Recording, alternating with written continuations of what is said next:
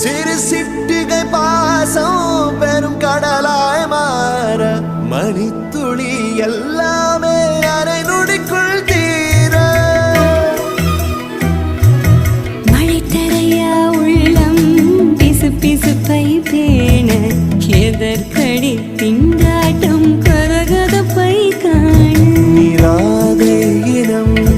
சொல்லாமல் சொன்னாய் செங்கோதை மனம் உன் பேச்சில் தந்தாயே உன்னாலே